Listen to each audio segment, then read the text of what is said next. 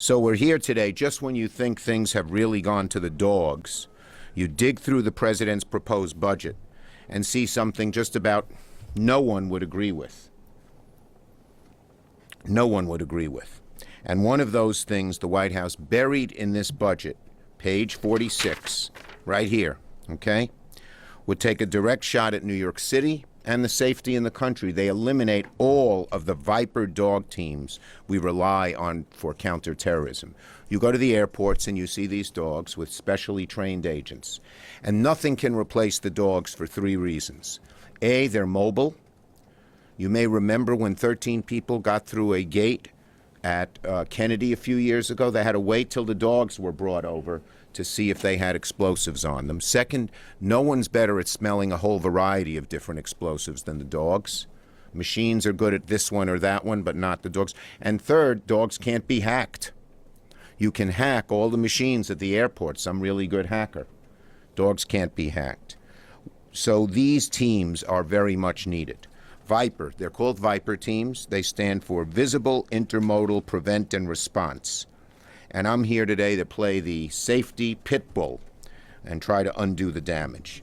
We all know New York City's a target for terrorism. We all know our airports are very, very busy.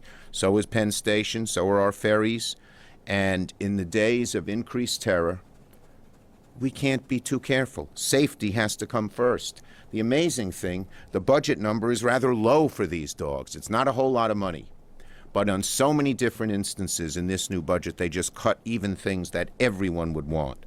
So we want to keep New York City safe, knock wood. It's one of the safest cities on the planet, but it's not by accident.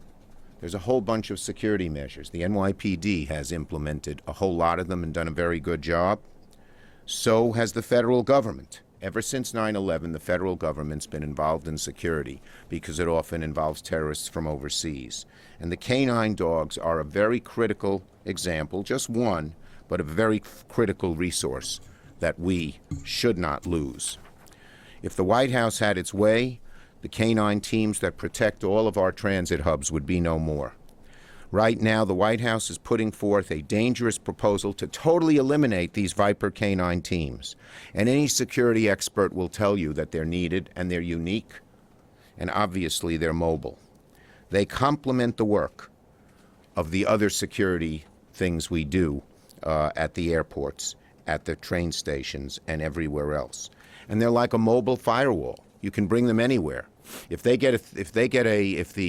FBI gets a threat that Penn Station might be a target, you could bring all the teams of dogs there. There are 31 dog teams. The whole thing costs $59 million. Now, that's not 31 dogs. That's teams, which are several dogs on each. We estimate there are about 30 of these dogs in New York. We have a whole bunch of the teams, more than any other place, so this hurts New York more than other places. So, I'm making it public that I've got a bone to pick.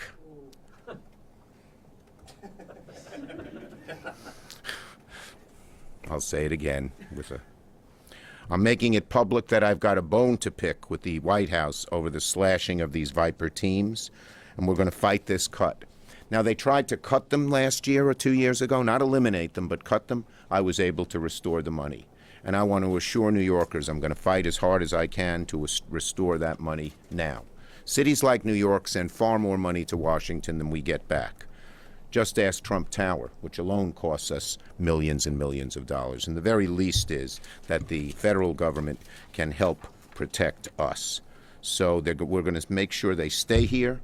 We have both Democratic and Republican support to keep them, and we're going to do everything we can to do that. Okay? Questions on this subject first? Do you see this as a part of a larger pattern? No. I don't think this one's aimed at New York because it affects other safety hubs and places that are terrorist attacks, but they've cut everything. One glaring example.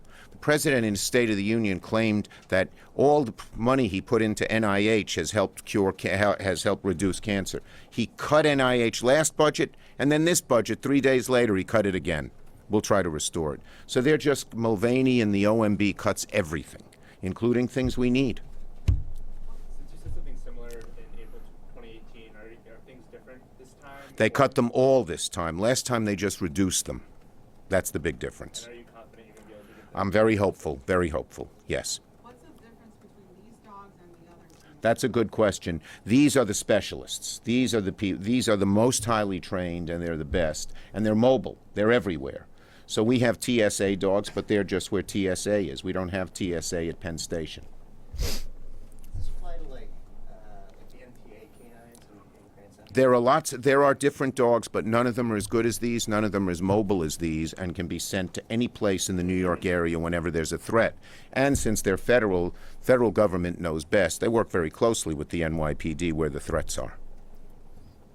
Okay? You going off topic or no? Not yet. Sort of. Okay, Barry. I You know were what- giggling the whole. What is that? A camera on your sweater? Yes, thank you. Here's looking I at you. have funny socks on, too. Let- I don't want to hound you with any dogged Oh. questions, but doesn't this sort of like unleash security? Angelo, switch places. Gladly. It's just a litter of problems? Whoa. Come on, Angelo. I'm right here. You're barking up the right tree. Any other questions on this subject?